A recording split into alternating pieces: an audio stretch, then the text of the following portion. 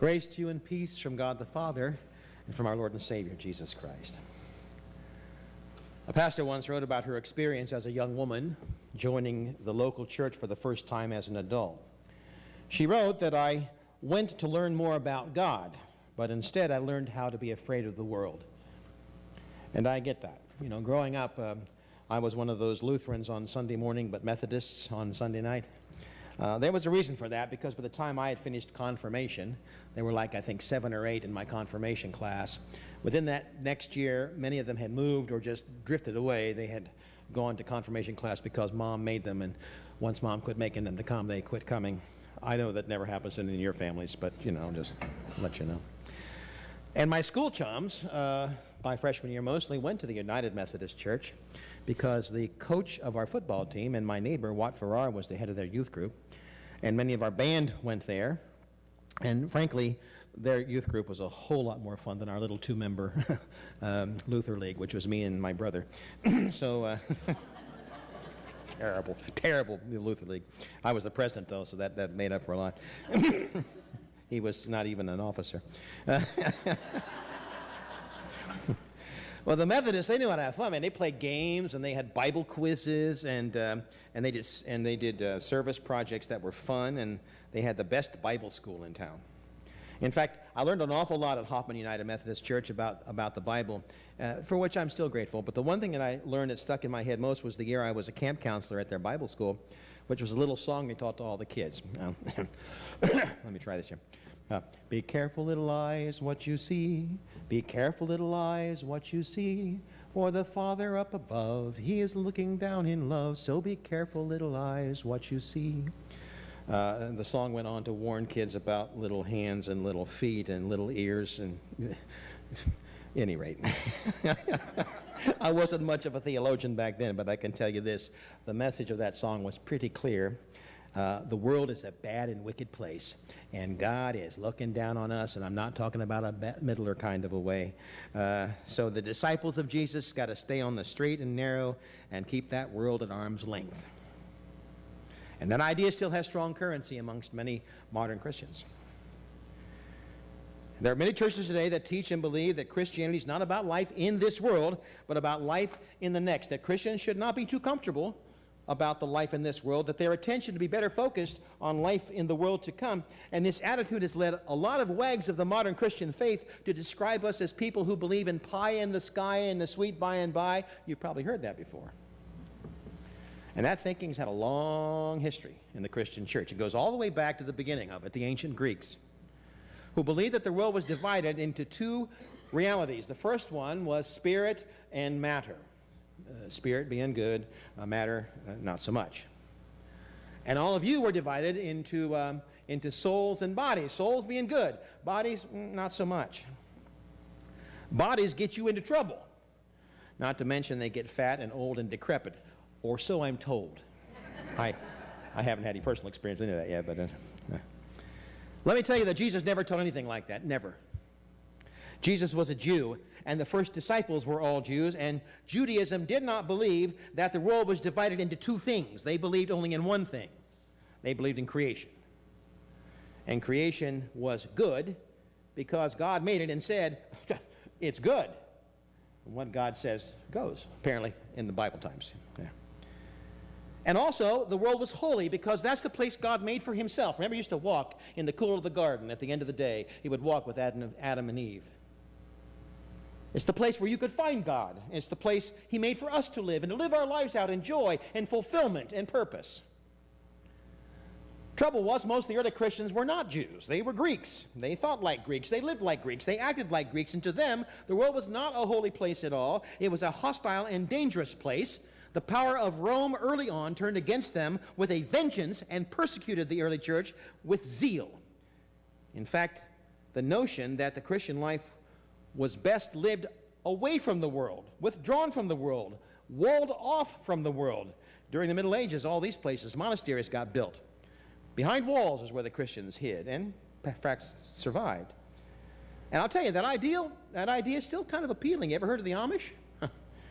I mean, who doesn't long to get away from the chaos and the violence and the uncertainty of this world? Who wouldn't prefer to find a place or a space that we could draw close to God without all the distractions of this world? Who wouldn't prefer to be a little less captive to the insistent demands and temptations of this world? Some people, and that would be great, except for the prayer that Jesus prayed at the table. Because today we hear from John 17, where Jesus sits at the table of the Last Supper, and he's there with his dearest friends. And it's time for him to sum up, to speak final words, because his time is nearly gone. And so he prays. He asks God to protect them. He asks God to keep them in unity. He asks God to give them joy in their life and their work together. And then he says something in the midst of that prayer, not in our text today, just before it, but I want to lift it up, because he says, I am not asking you to take them out of the world. And that's a surprise to most of us. See, it's not really debatable. It could not be clearer that Jesus wants us to be in the world. Remember the old phrase, in but not of, but in first. He wants his people in every age not to escape or transcend the world, but to engage the world, to live their lives in the world, to respect and honor and love the world the same way he did.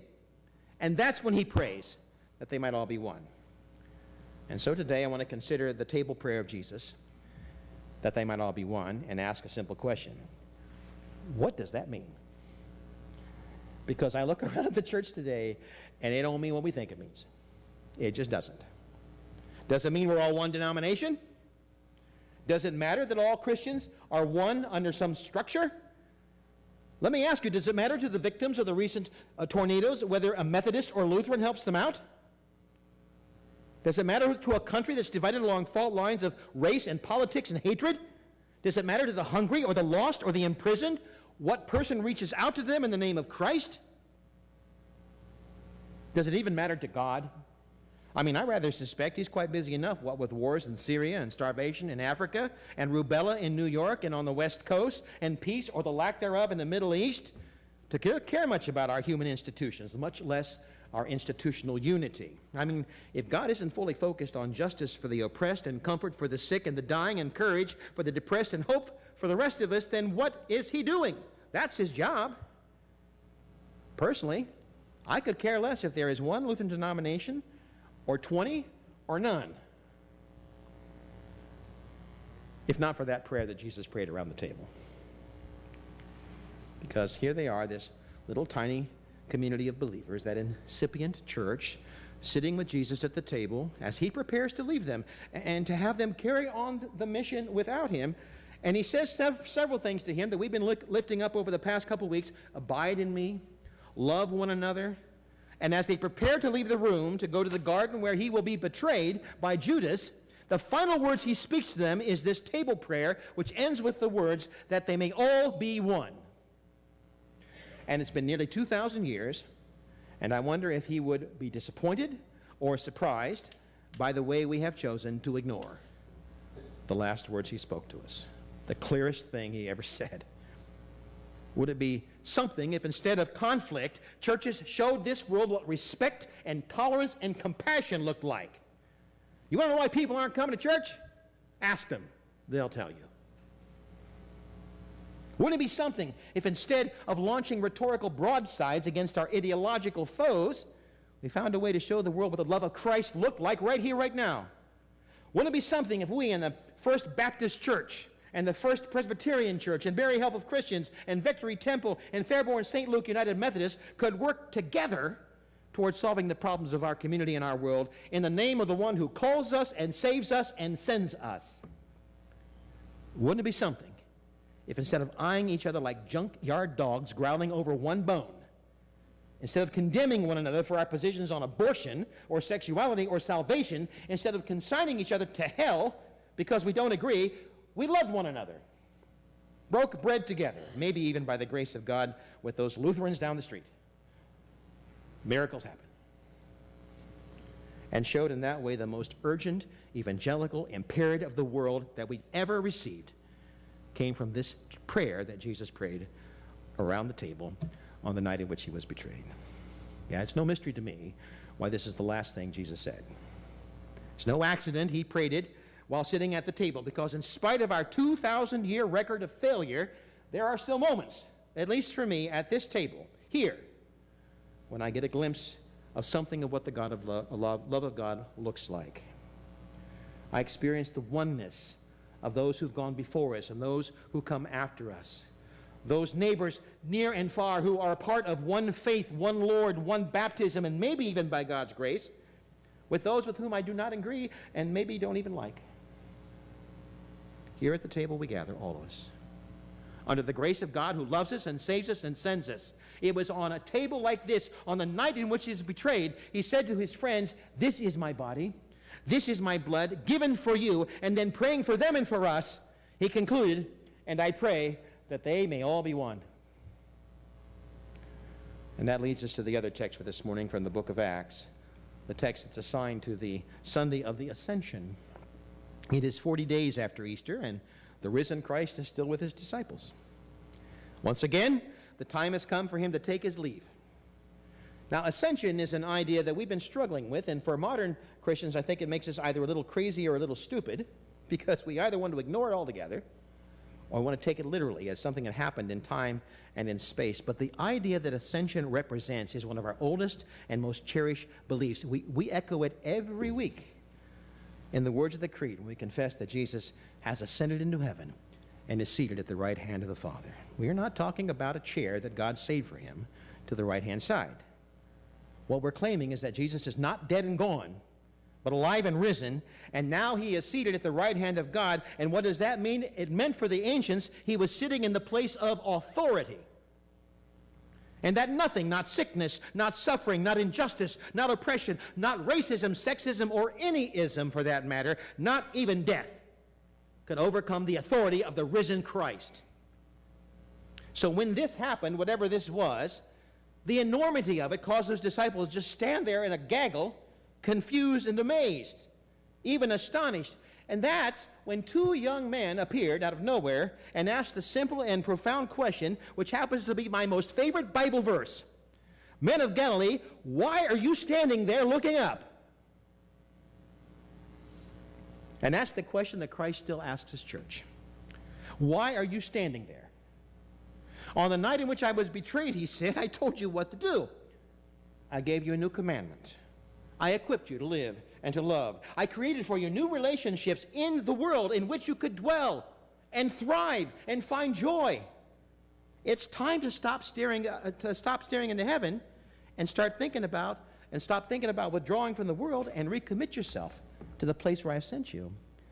And that's why this story ends with my second favorite verse, and I've always been curious why the text cuts this off, because the very next words of Acts, which we did not read today, were these: "And so they went back to Jerusalem." Duh. They did not go off into the desert to meditate. They did not find a place to hide behind the walls from a dangerous world. They didn't build walls, nor fracture into a dozen denominations. And there were only 11 of them. I know it would have taken at least a dozen denominations to accommodate all their different beliefs. They went back to the city. They went back to the world. They went back to work. Now, this past week, I was inundated with texts and emails expressing concern for neighbors and communities around us. We were blessed. Even Xenia dodged the bullet. Who would have thought that was ever going to happen? People are asking, how might they help meet the needs? People still asking this morning. You want to know where you could go work, where you could give, where you might engage. Got lots of helpful emails and suggestions back from folks. Here's opportunities, here. I got to tell you, on the one hand, it made me proud that so many of you cared enough to want to be in service, to ask the question, where would you go? On the other hand, I wanted to quote Acts chapter 1, verse 11. Why are you standing around looking up? Give to the Lutheran Disaster Response or to the Red Cross. Volunteer to clear branches and brush in your neighborhood. And if you've got a neighbor in need, go out and help them. And if you need more help than you can give, let us know and we'll help you organize more. Please don't ask me what you have to do. Do what you always do. Be the disciples of Jesus Christ where you are. And let me remind you of one thing. Those needs that are now obvious in front of you, those needs in the world you can't escape from, you can't wall yourself off from, those needs will not be solved with a checkbook or a chainsaw.